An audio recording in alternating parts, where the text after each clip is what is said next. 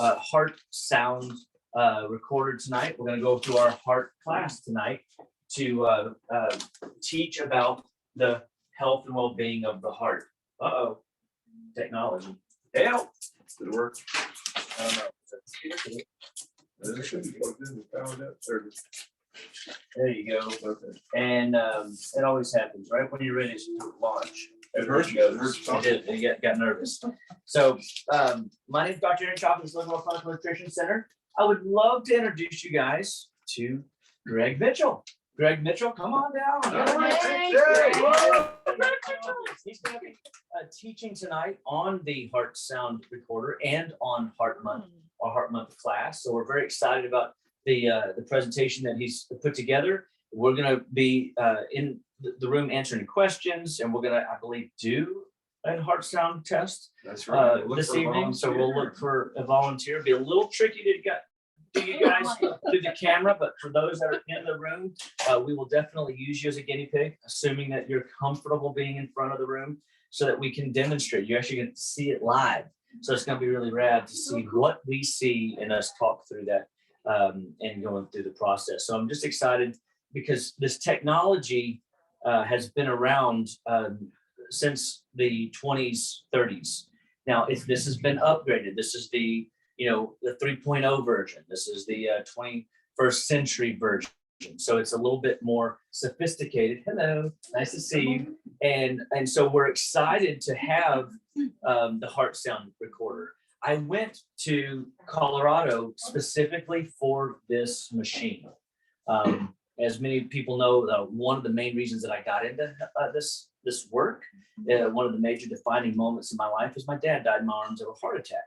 And so I wanted to find, when I got into practice, a solution. I found the solutions. What the American Heart Association was teaching was not the solution. That's what I found out. And then I found diets that were very anti-inflammatory. I found protocols where we could melt plaque, where we could reverse the hardening of the arteries inside the cardiovascular system. And so when I found out that we were going to have access to one of Royal Lee's original technologies that he based a lot of his protocols around, and how he was able to measure, the clinical result of some of the formulations that he was putting together with this heart sound device, I was like, that's all I needed to hear is heart testing. I want to evaluate the heart. This is a device that is like a geiger-meter. It's like an earthquake detector. It's a way that we can listen to the heart. Over 250 decibels, more than our ears can hear, this machine can pick up. It's fascinating and wonderful. So he's going to talk to us about heart. He's going to talk to us about the heart sound recorder. And he's going to talk to us about, we're going to do a demonstration and show you guys how powerful this device is and how rad it is that we have access to it. So I'm just glad that you're here tonight, Greg. All right. I hope that you kick butt, take names, Okay. and make the heart beat, baby. All right. I will. All right. Well, thanks for that introduction. Now I got to follow up. All right. Well, thanks for coming. Tonight we're going to talk about the heart sound recorder. That'll be the primary thing. A little bit about the heart, a little bit of background on the heart, and kind of how we got here. And then we'll take a look at that recorder and get some a willing participant or guinea pig. It all depends how you look at it. And come on up, and we'll sit down and look it up. It's very simple. The process is very easy to do. So really, if I look at this in terms of hearts, there's a couple stats that you might not be aware of. So how many times do you think your heart beats every day? 100,000. 100. You've already looked this up. No, I listened to. Oh, you listened before. Told us. 100,000 times. Think about that. 100,000 times, but more frequently than once a second. Because your typical heart rate is about 70. So that's less than once a second. So a lot of time. Let's see what I have. How many quarts of blood do you think it pumps? Oh, I forgot. And 5 quarts a minute. That's more than a gallon jug of milk every minute. Your heart is pumping through your system. The heart is about the size of 2 fists. So you take one, wrap the other one around it. That's about how big it is. It's right here in your heart, slightly to the left, but that's about how big it is. Okay. Let's see what else I have. Oh, how many blood vessels, if you took all your little tiny blood vessels and strung them end to end, how long do you think that'd be? 100 miles. Oh, no, bigger than that. No, you're close. You got the 100 right. It's the same as the number 100,000 miles of Really? blood vessels. Can you believe that? That's a lot. So 99% of your blood vessels in your body are the ones you can't see. They're microscopic. They're really small. In fact, they're so small that the red blood cells actually have to fold a little bit to go through them. They're too small to pass the red blood cell. They got to bend a little bit to get through them. That's how small they are. So you got 100,000 miles of those things, and that's how you get all this stuff through all your tissues. So let's see what else. And 99% of your system is that. Only about 1%, as you can see, the blood vessels that you see on the charts and all that kind of stuff you see is about that much. So, okay, quick note: the statements we have are not reviewed by the FDA. This is my disclaimer. Okay, standard disclaimer. We're not here to diagnose or treat any disease. Any information can be construed, but we don't claim that any of these things are going to be a cure, palliative, or remittive for any condition. And shouldn't be a substitute for any medical advice. Okay. So, okay, what's the problem? Where are we at with all of this? About one person dies every minute from heart-related disease. That's a lot. That is a lot. And about every hour, 30 people have their first heart attack. Pretty amazing that happens that frequently. So heart disease and problems are one of the major things that we all face. So does anybody know anybody with kind of heart conditions? Like AFib, have you heard of that before? Afibrillation. Okay, that's where the heart kind of can't quite get its beat right. It's a little spastic, can't get that nice. Okay, AFib. See, cardiac failure. And also it might be heart, when they talk about heart failure, that really just means it's not stopped. It just doesn't do the job as well. It can't pump enough blood to get it through all the places it has to be. Okay. Palpitations. People throw that in a big bucket. That's where you got like extra heartbeats, it's really pounding, and those kinds of things that sound familiar. Anybody have those? Have those yourself? Mitral valve prolapse. Okay. You can actually see that on this chart. At least I was diagnosed in 7th grade, and maybe got. Okay, it may have cleared by now. It's hard to say, But but there's actually a way that you can begin to see a little bit of the heart murmurs. Okay, some of those. Sometimes we are able to actually see that in the heart sound. Here's some of those things, and take a look at how the charts look. That's pretty interesting. Tachycardia, fancy word for fast. I got a fast heartbeat. Bang, bang, bang, bang, bang, tick, tick, tick, tick, tick, tick. That kind of rapid heartbeat kind of thing. Another one's called bradycardia, which is the other one, slow. Boom, boom, boom. It's really slow. Now in athletics, athletes will do that. Their heartbeat will be a bit slower because they conditioned themselves. They got their blood working, and the heart is expanded some. It's a bit more efficient, so their heart rate might be a little lower. So always a question to ask. Pacemakers. Anybody have family, friends with pacemakers? Okay. That's where they put something in to help that heartbeat to get it regulated. I know a few people that do. Few people that do. Okay. Anybody know that had a heart attack? Had one? Heard of one? Friends, family? Okay. Well, those are all the things, and it's happening a lot. We see that a lot out there. So, what are the modern medicine go-tos? What do we see out there in the world? The allopathic medicine, the guys with the white coats on. What are they going to do? They're going to typically take a look, run some numbers on you, and give you a prescription of some sort. Problem with the prescriptions is they're really hard on the liver. Okay, I got a couple of facts here. Some of the med prescriptions are really fat soluble, so they tend to pull a lot of vitamins and minerals out of the body as you're running. So you're on a medication, and it'll tend to deplete some of the key vitamins you're going to need.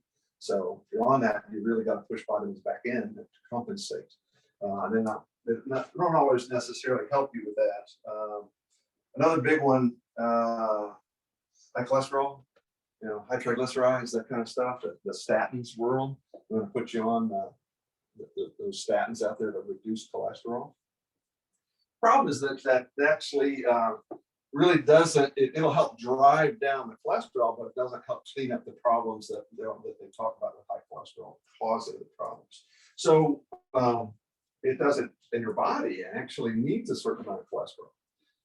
A lot of the hormones that you produce that your liver needs and your hormone produces, and you need to run a lot of your bodily functions, you need cholesterol to make them. So if you pushed it down, your body starts to fight against that, going, oh, no, I need some. It's too low. I need more cholesterol. So you end up with those kinds of challenges if you kind of work that with some of those things. There's beta blockers out there. Those tend to disrupt the way the nervous system and the electric system dilates the blood vessels. So those are a problem with some of that. You got calcium channel blockers is another one. They interfere with your body's ability to process the calcium. That's what they're designed to do, but it ends up also increasing blood pressure and the need for oxygen. And aspirin's even been shown to cause some brain bleeds. We've seen some studies on that kind of stuff too. So, Greg, I did oh, on the aspirin Yep. front, I did a presentation on that and for my class. And so they actually are now saying that the risk of the stroke, hemorrhagic stroke from aspirin is significant, is so significant after age 70 that they no longer recommend it. Yeah. And so how many people do you know start an aspirin regimen at 60, 65? Kind of a deal. aspirin a They have day. actually come to the conclusion that the hemorrhagic stroke is actually such a increased risk that after age 70, we should stop it. So might not have been a good idea, that aspirin a day. Yeah. The baby Yeah. aspirin a day when you get older. Yeah, so it was just a clarification that like those are one of those things that are being changed. Yeah. Like with medicine, things change, and that's Yeah, one we've that's looked at it. about to change. The studies have said that's not such a good idea. We've also got undesirable side effects for some of that. You've all heard all the medications commercials. Aren't those great? You see the wonderful people running through the field and all that kind of stuff. And then there's somebody in the background is reading faster than you can understand. And all of the stuff, just a machine gun fire in the background and all these things. I always listen for those, and is death in there? Did they mention that one? Did that go by? So, always funny to listen to because they try to talk really fast. So they told you, but did you really have it? So a lot of times that they got some risky side effects. That's where we end up in the world of allopathic medicine. You end up on prescription, and now we got some side effects. So you're up on another one to feel with the side effects, and then pretty soon you're 8, 10, 12 medications in trying to deal with the side effects of the side effects. So we find that modern medicine go-tos sometimes are needed. Okay, I won't argue with that. Sometimes there are really valid reasons for them, but a lot of times when it's the only toolbox, it's the only tool in their toolbox, that's what they tend to prescribe. So, and often don't fix the problem. Typically not. They don't get to the underlying problem that's causing it in the first place. So cardiac ablation, anybody heard that before? You know what that is? Okay, that's where they go in and say, well, the heart rate is not going the way we want. Typically too fast. It's too quick. So we're going to put a catheter in there, and the nerve endings on the side of the heart, they're going to go in and arc weld them. Literally, that's what the ablation is a burn. It'll basically burn a particular point on the heart and help reduce those nerve capabilities as slow as the heart does. Okay. Well, that works. It does. Your heart rate slows down. Unfortunately, it may lead to a problem where you need to have a pacemaker to get it going back again. So you end up with a challenging problem. Heart clots are likely and more likely heart attack after those kinds of procedures. So those are significant risks if you head into that.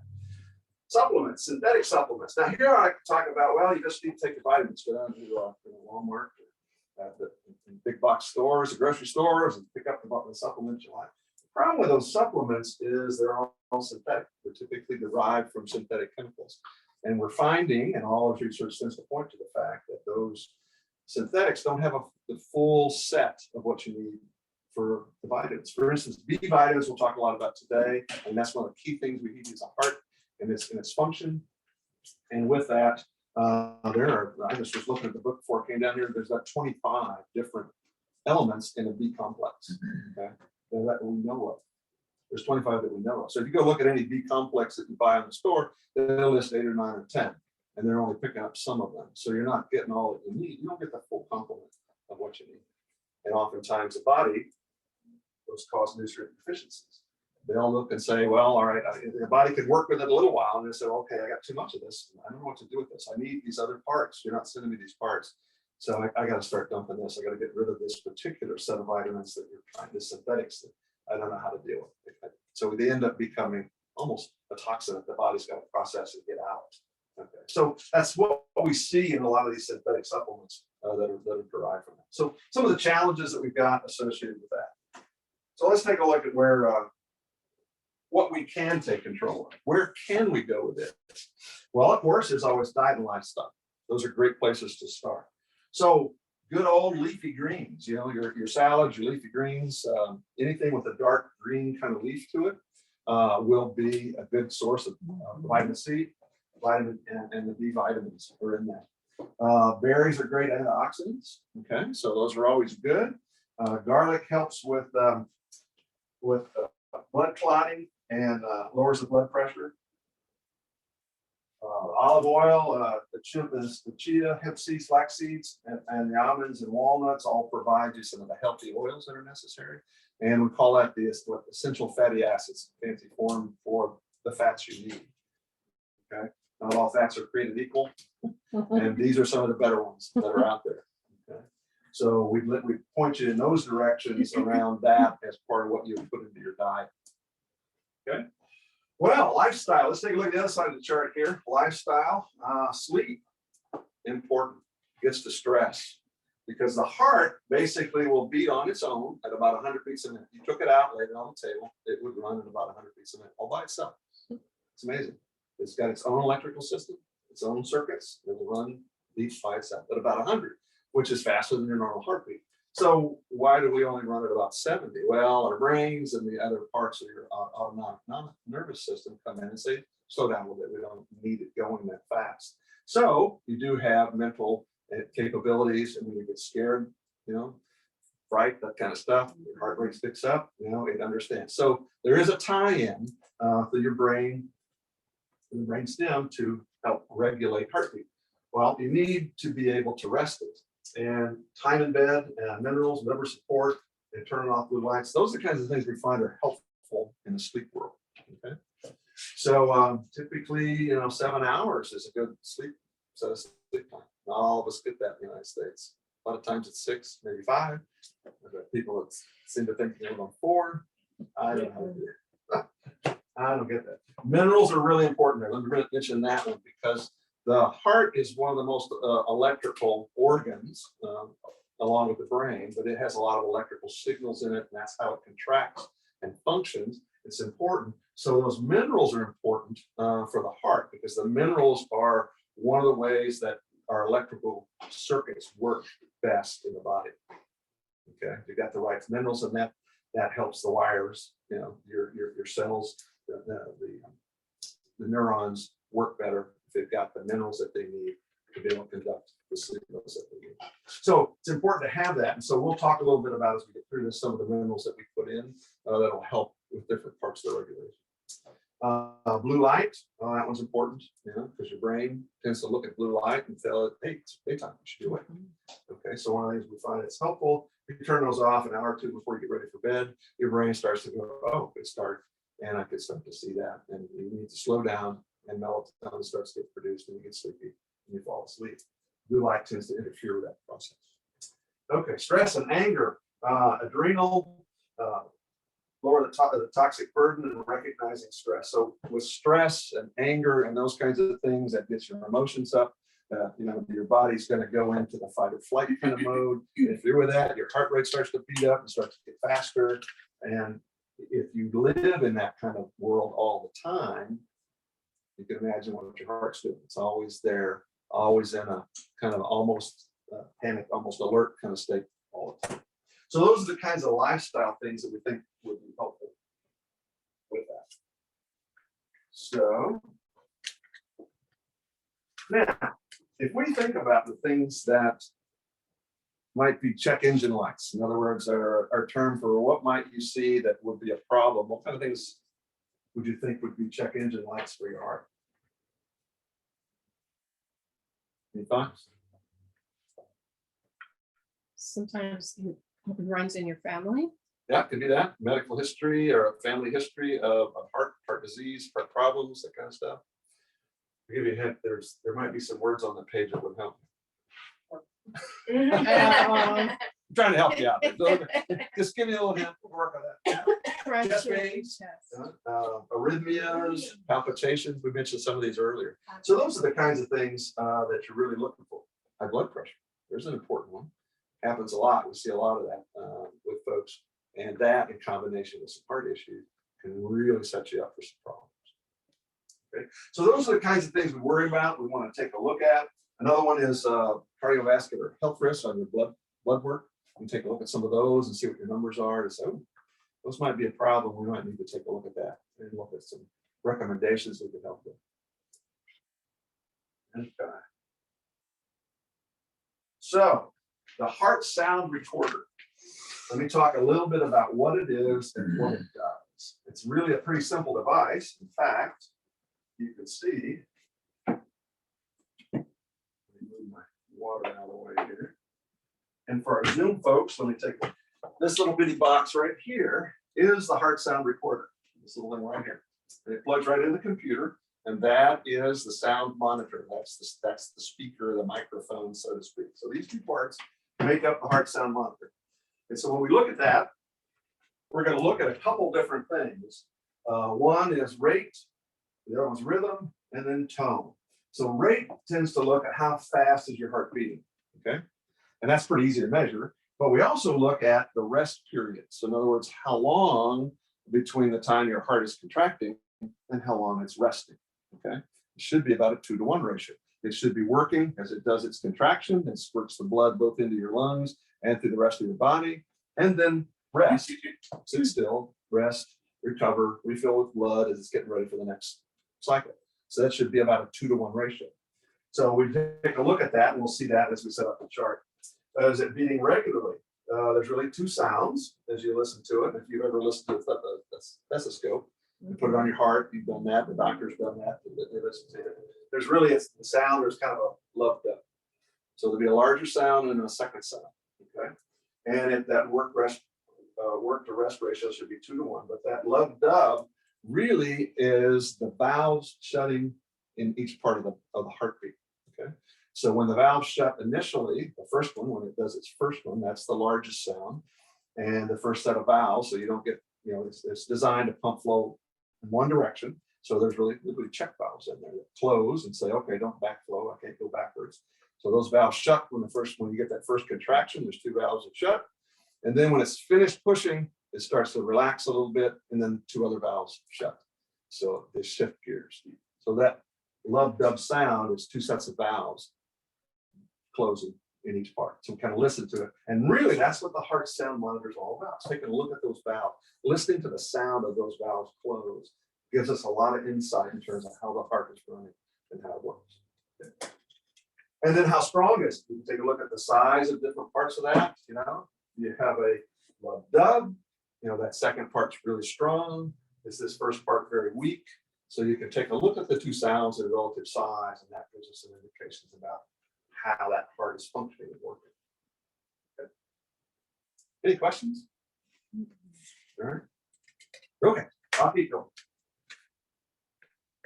So here's the part where I need a willing participant. We have a way to draw. We're gonna draw. So the option here is we'll draw your name, but you can still opt out. You might say, no, because what I'm literally going to do is put your heart rate up on the wall. Okay, you're going to get to see your own heart rate and